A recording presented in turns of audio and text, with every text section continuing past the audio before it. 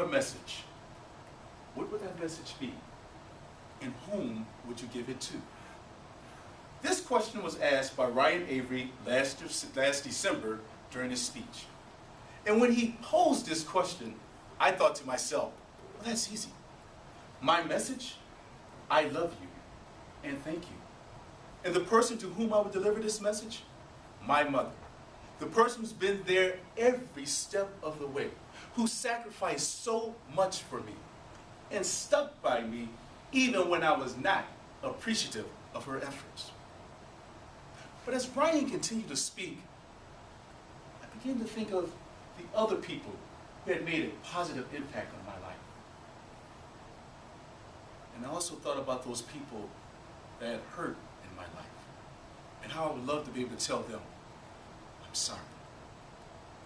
So by the time that Ryan had finished speaking, the message that I wanted to deliver and the person to whom I wanted to deliver had changed.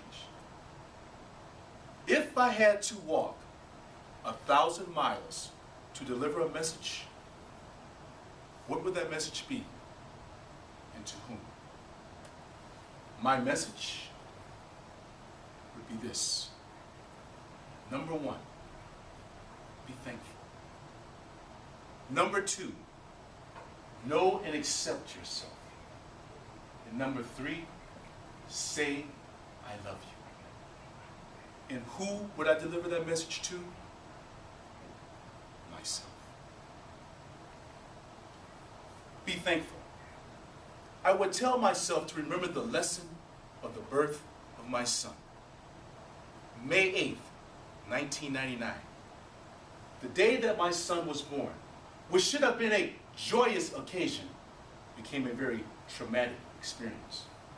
Because the doctors came to us and said there were complications. And we're not sure that he's going to make it. And even if he does, he has gone a long period without oxygen. And there will surely be brain damage. Contrast that with May 10th, when that same doctor came to us and said, I can't explain it. I don't understand it. It's a miracle. Your son is going to live.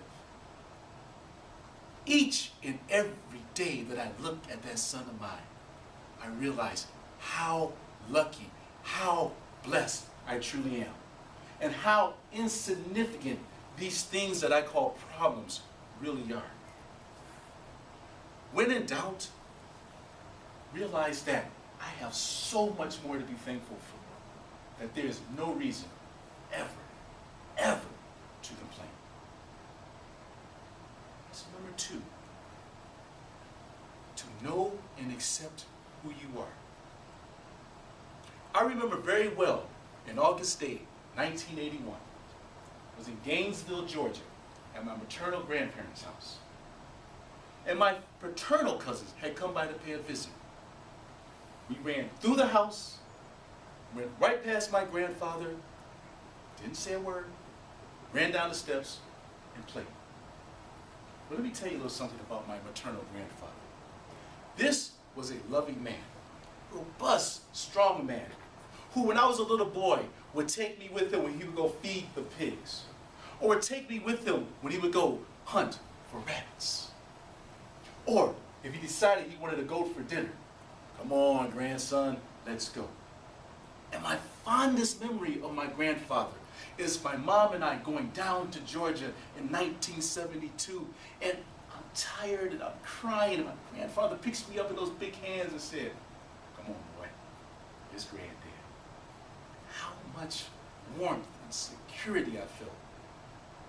Well, by 1981, my grandfather had been ravaged by disease we like to say is sugar, diabetes. He had lost both of his legs. And he was sitting there on that porch. And I was so interested in playing. I didn't stop to introduce my cousins to my grandfather. I didn't say a word. I just ran down the steps.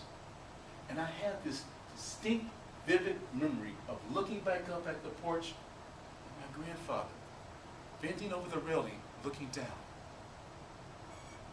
grandfather died that day. I realized something about myself. That I can be a very selfish, self-centered individual.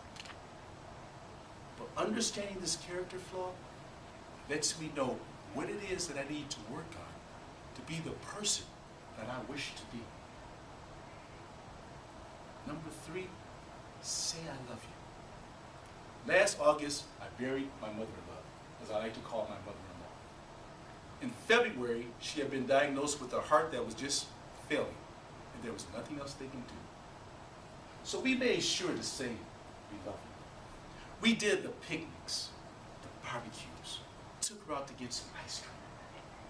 But you see, my mother-in-law, that was the exception. Because usually, you don't know the day or hour that you're going to die. So that lesson to myself is, take the time to say, I love you. Reach out to those who mean so much to you. Just give them a moment of your time. If I had to walk 1,000 miles to give a message, what would that message be, and to whom? My message: be thankful. Know and accept yourself. Say, I love you. And the person I would give that message to is myself. And I will not be walking alone. Because everyone who has ever come into my life and made a positive impact, I'm walking with. That includes you, my fellow Toastmasters. You, Steve, with your biblical passages in your faith. Or you, Guru, with your wise saying of 3 wishes. To you, my fellow Toastmasters, if you had to walk 1,000 miles to give a message, what is that message? And to whom are you going to give it? Mr. Toastmaster.